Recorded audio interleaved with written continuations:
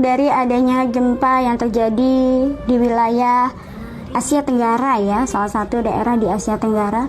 Sesungguhnya aku melihat dalam pergantian tahun lalu aku sudah melihat akan ada gempa atau tsunami yang akan terjadi di wilayah Sulawesi, kemudian Bali, Jawa Timur, Pacitan Jawa Tengah, Yogyakarta, Jawa Barat dan sekitarnya, Sumatera, Aceh, Banten, dan hampir ya ada 9 wilayah yang akan terdampak adanya tsunami yang akan terjadi di tahun 2026.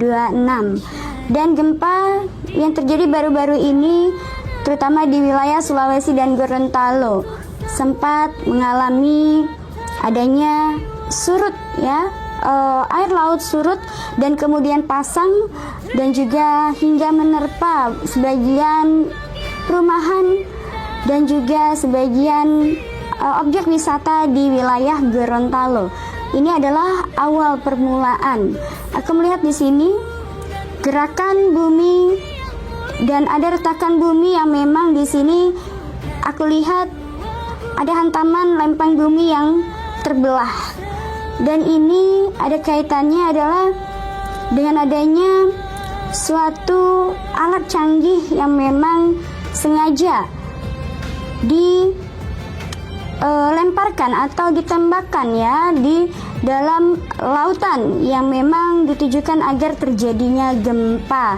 Maka hal ini adalah sebuah peringatan setelah Gorontalo atau wilayah Sulawesi.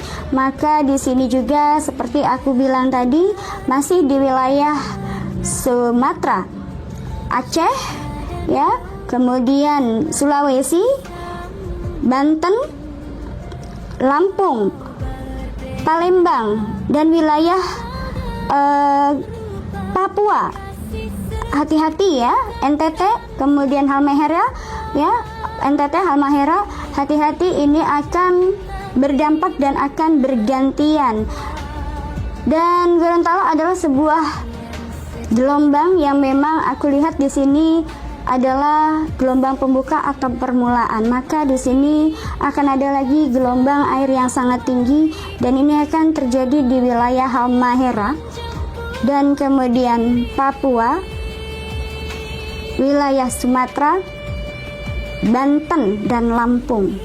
Dan aku harap masyarakat juga berhati-hati dan siap siaga ketika nanti bencana itu akan datang.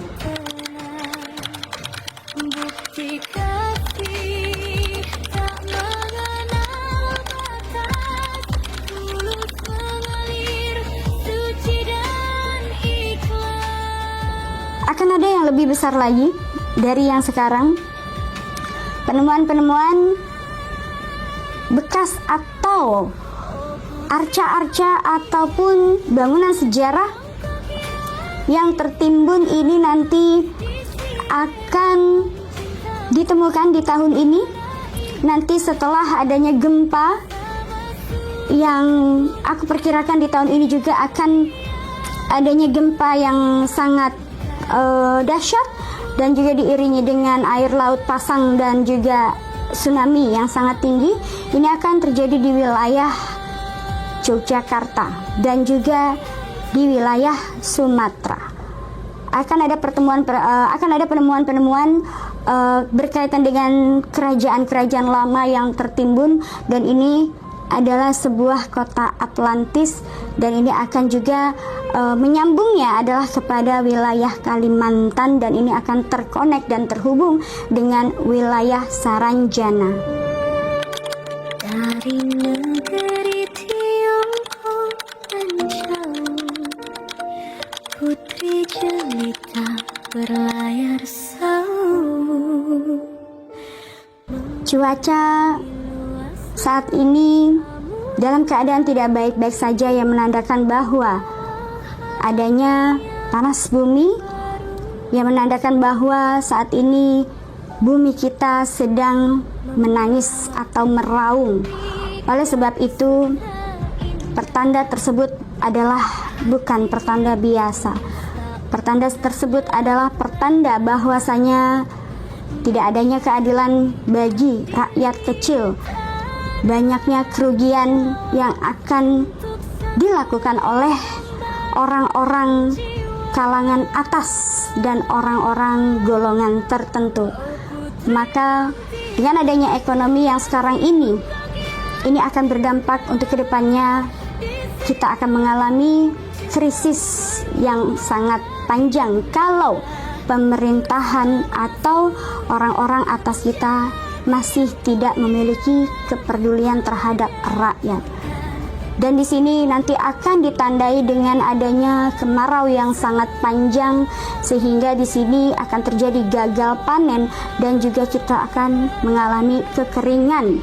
Maka di sini akan adanya suatu pergolakan yang akan dilakukan oleh masyarakat. Banyak aku melihat masyarakat yang akan menjerit, dan banyak juga nanti di sini akan terjadi perselisihan paham ataupun akan terjadi keributan dari masyarakat menuntut keadilan.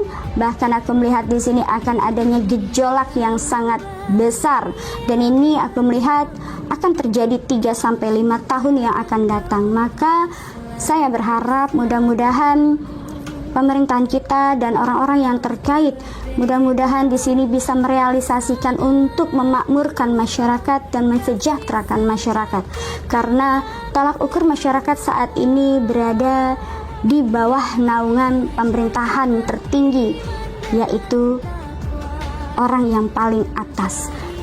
Maka ketika regulasi ini terjalin dan juga bisa untuk didistribusikan kepada masyarakat dengan memberikan peluang yang sangat besar kepada masyarakat untuk bisa memajukan perekonomian, maka bencana tersebut bisa terhindar. Karena adanya bencana yang terjadi saat ini adalah sebuah peringatan alam semesta yang memang saat ini akan menuntut balas. Seperti aku melihat di tahun-tahun sebelumnya, bahwasanya tahun-tahun berikutnya adalah tahun-tahun penuntut balas bagi apapun perilaku manusia. Maka di sini marilah kita bersama-sama bergandengan tangan dan saling bahu-membahu, bantu-membantu agar bagaimana caranya menenangkan alam semesta dengan memberikan keadilan kepada masyarakat seperti janji-janji para golongan-golongan tertentu dan juga para petinggi sebelumnya, bahwa ketika mereka nanti akan memimpin maka mereka akan mementingkan kepentingan rakyat. Tapi ini tadi banyak masyarakat yang mengeluh, menjerit, dan bahkan banyak sekali hal-hal yang aku lihat ya di sini, bahwasanya ekonomi kita dibuat dan dipegang oleh satu golongan tertentu, sehingga masyarakat kita akan dimiskinkan oleh golongan tertentu.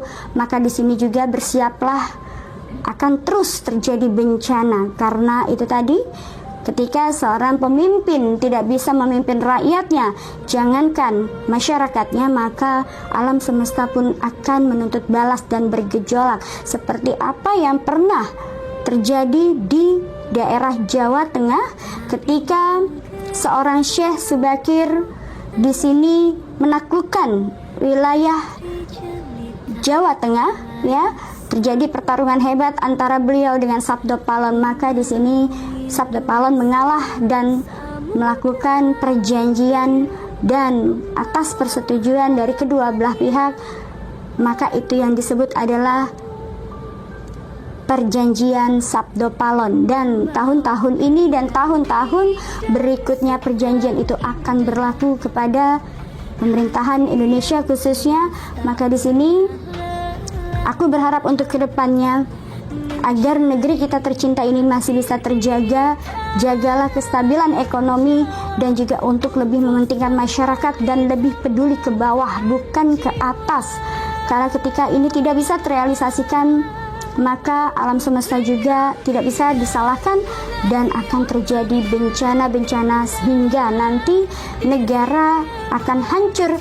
Dan seperti aku bilang bahwasanya bisa jadi ini akan menjadi negara yang terakhir dan akan tumbuh atau akan terbangunnya suatu negara menjadi suatu kerajaan.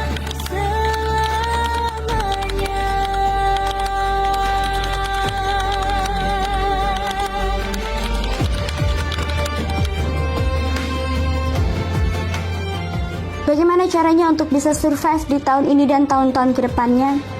Yang jelas, untuk saat ini dalam keadaan kolaps, dalam keadaan susah, dalam keadaan yang semuanya serba mahal, maka di sini sebagai masyarakat Indonesia kita wajib untuk berjuang dan terus bersemangat dan jangan pantang menyerah dengan keadaan. Teruslah berusaha, bekerja dan juga tetap untuk menyeimbangkan dengan ibadah kita.